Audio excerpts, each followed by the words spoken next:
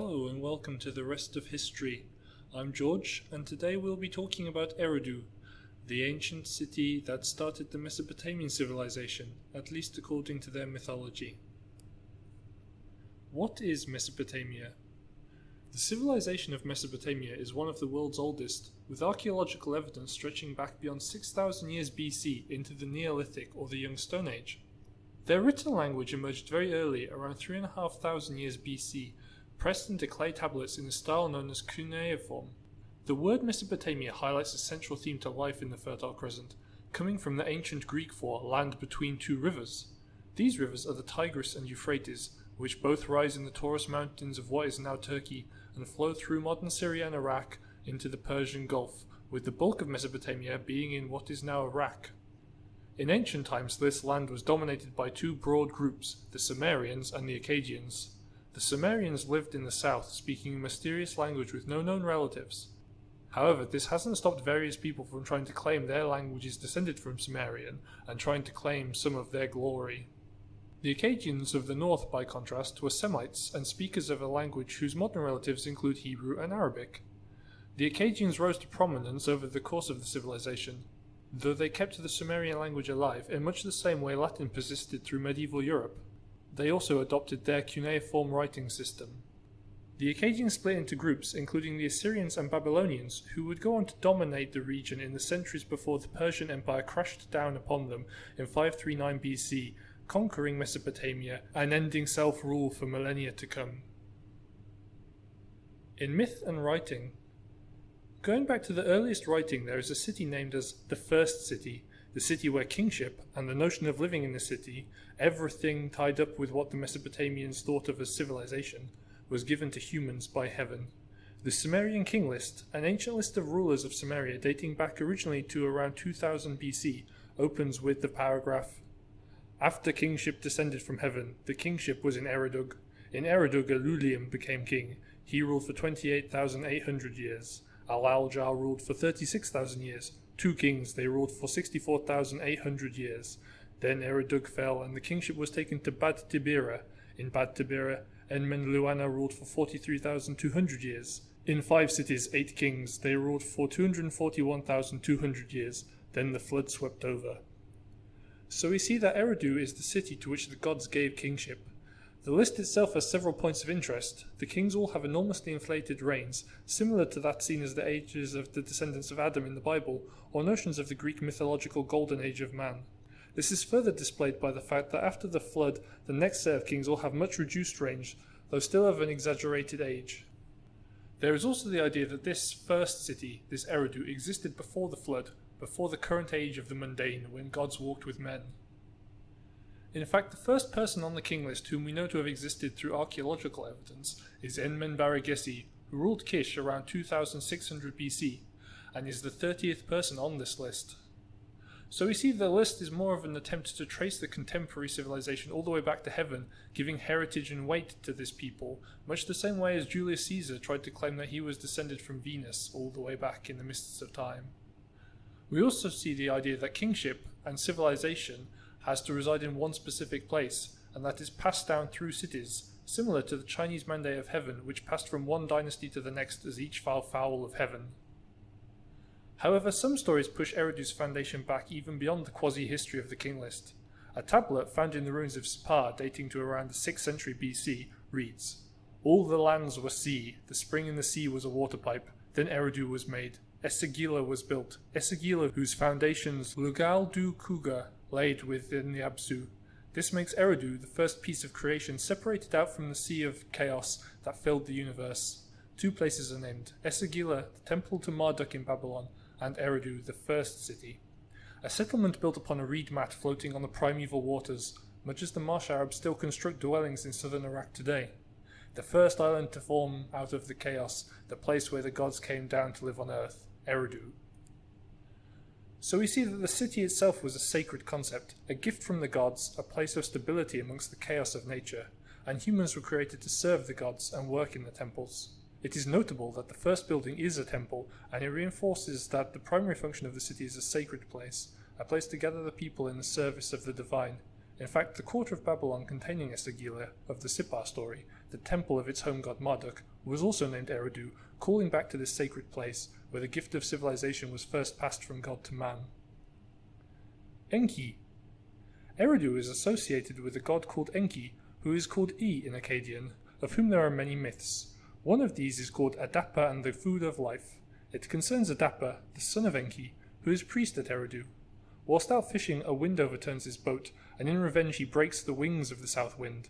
This angers the gods, and he is called to heaven to answer for his actions. His father Enki warns him not to eat the food and drink put before him, for they are the food of death and will kill him. However, in reality they are the food of life, and would have granted immortality to Adapa. In following his father's advice, he refuses the food and returns to earth a mortal man. Some have thought that Enki intentionally tricked his son so that he may never be on par with him, a god, and thus humanity is kept in its rightful place. The first tablet of this myth reads, He, Adapa, possessed of intelligence, his command like the command of Anu. He, the god E, granted him a wide ear to reveal the destiny of the land. He granted him wisdom, but he did not grant him eternal life. In those years, the wise man of Eridu, A, had created him as chief amongst men, a wise man whose command none should oppose. The prudent, the most wise among the Anunnaki he was, blameless, of clean hands, anointed, observer of the divine statutes. With the bakers he made bread, with the bakers of Eridu he made bread. The food and the water for Eridu he made daily. With his clean hands he prepared the table, and without him the table was not cleared. The ship he steered, fishing and hunting for Eridu he did. Then Adapa of Eridu, whilst E... in the chamber upon the bed. Daily the closing of Eridu he attended to. Upon the pure dam, the new moon dam, he embarked upon the ship. The wind blew and his ship departed. With the oar he steered his ship upon the broad sea. This portrays Adapa as the ruler and priest of Eridu, preparing the bread and water for the city and hunting for its food. This story is from the 14th century BC, during the Kassite Babylonian period. Adapa also pops up in later writing as Oannes, a half-fish demigod who is one of the 7 sages who teach the wisdom of civilization to mankind. Enki himself is an interesting character. Though he is called E in Acadian, the two have slightly different histories. Enki was a trickster god, lord of water and husband of Ninhursagr, and they lived in paradise together. Enki enjoyed sex and created the world for his own pleasure, and water is therefore associated with his sperm. He created humans by baking them out of clay. How well they were baked determined their lot in life, the well-baked being princes, the badly baked the peasants, and so on. Enki built Eridu and filled it with metaphorical treasures, such as happiness, honour, and kissing. Further north in Akkad he was identified with E, a more serious water god. E was the son of An and brother of Enlil, who won the kingdom of water in a dice game, and is also shown as a half-fish and half-human. In archaeology, with the many fanciful myths about Eridu, it may be a surprise to learn that Eridu is in fact a real place, a place that has been excavated by archaeologists. Unlike the biblical Eden, from which mankind was banished, Eridu was always a real place and accessible to Mesopotamians. Eridu is located in the south, in Sumeria, near to the Persian Gulf. The largest cities in this area were Ur and Uruk, and they would come to overtake Eridu as settlements and sites of civilization, but not in the minds of its people. Cities were built along the rivers, but these shifted in position continuously over the centuries, surrendering the cities to the desert. Eridu is one of the most southern cities, found around 20 kilometers south of Ur, and though now more than 250 kilometers from the Persian Gulf, it would have been much closer in its heyday. The remains of a large mound, around 580 meters by 540 meters, can be seen emerging from the desert at a place now known as Abu Sharaim. The site was first excavated in 1854 and then again in 1918 and 1919. But the archaeologists, in light of the spectacular finds at Nineveh, thought that there was little fit to grace the European museums of the time, and so the site was little investigated. It wasn't until 1946-49, when the mounds of Abu Sharaim were excavated by Seton Lloyd and Fuad Safar, that a serious study was made.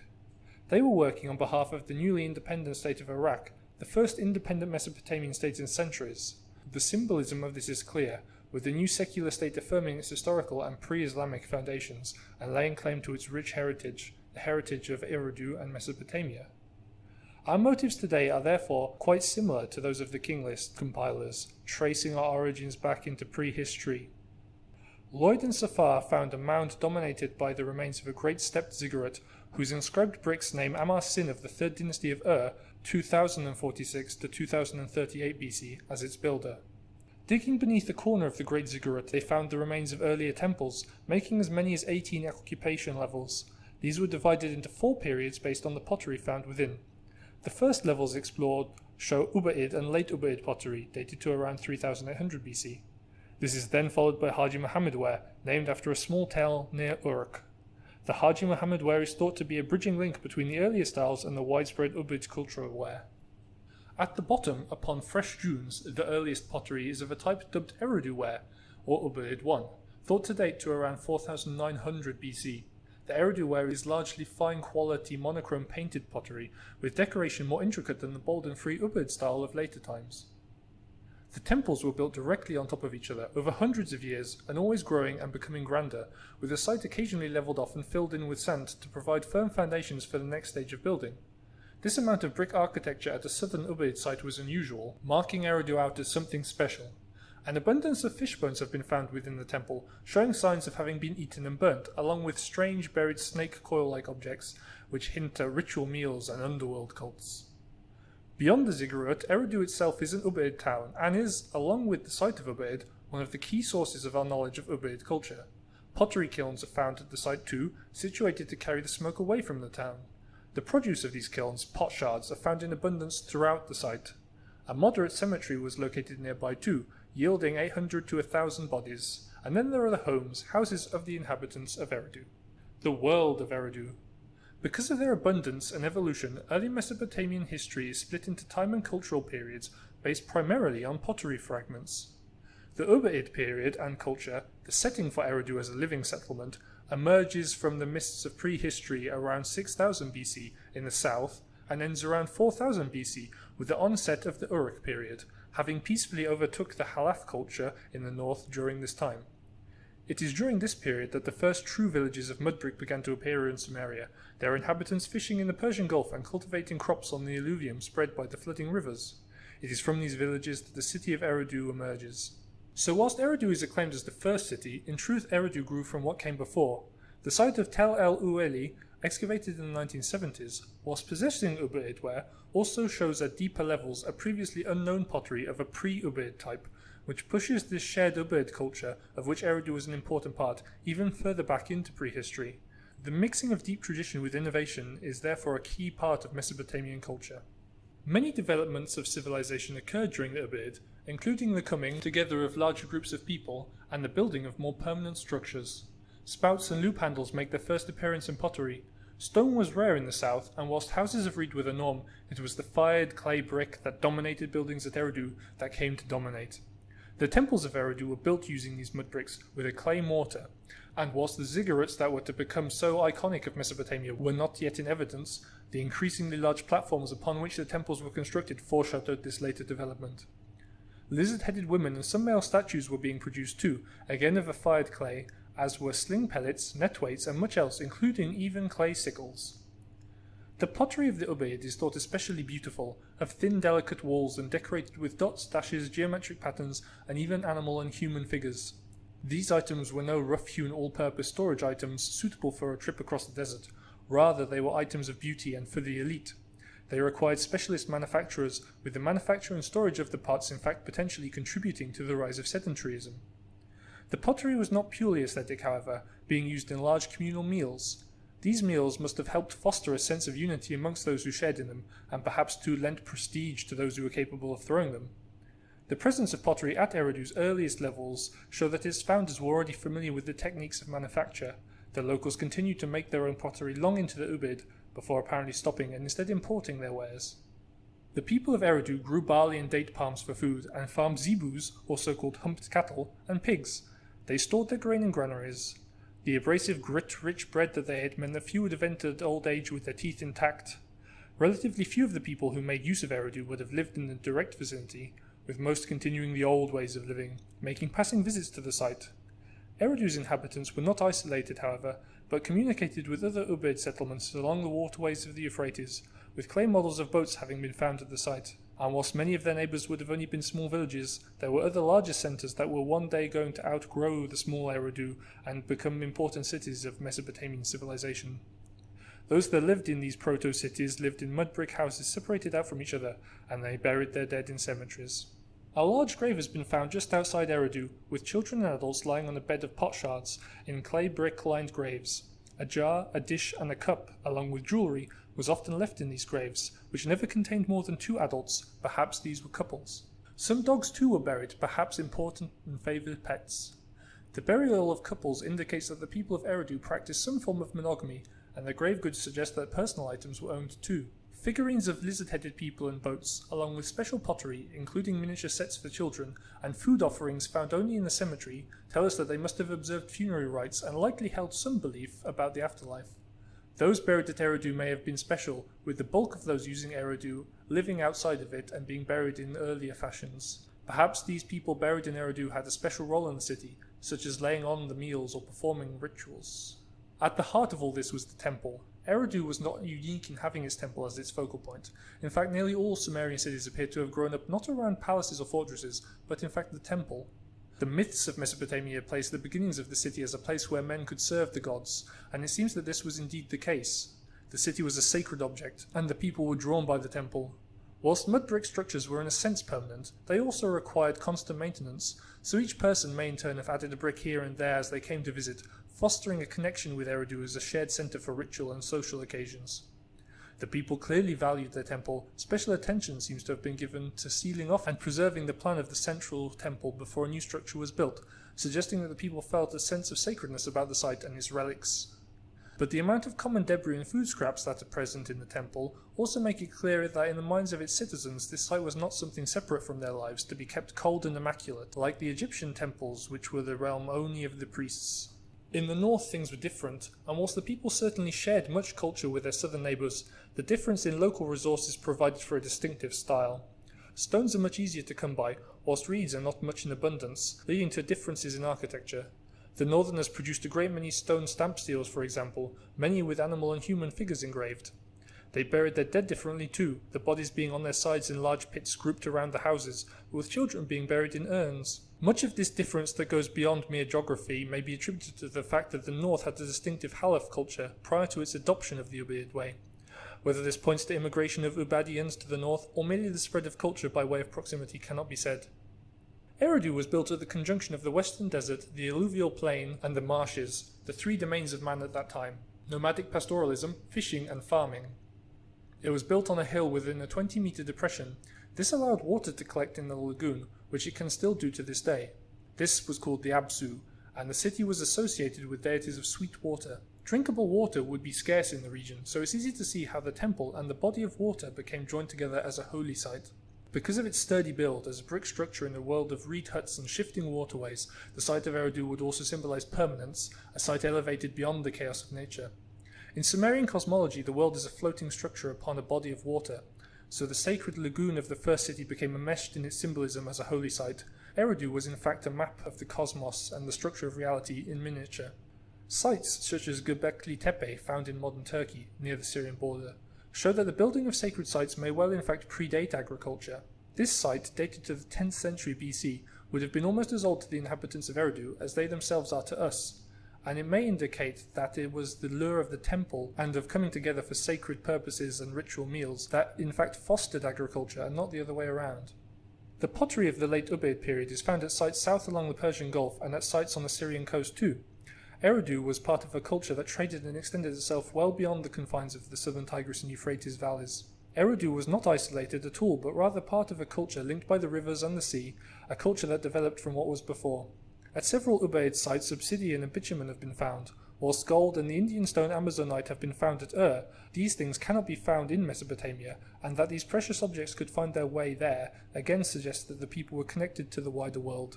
The precious objects found on those buried at Eridu could even point to a special class of people, the people with the connections and the power to organise such widespread trade, and the people with the consequent wealth to provide communal meals and to be interned with funerary goods when they passed. Throughout its use, variations in the pottery of Eridu are evolutionary, showing that the people who visited and lived there identified as one culture.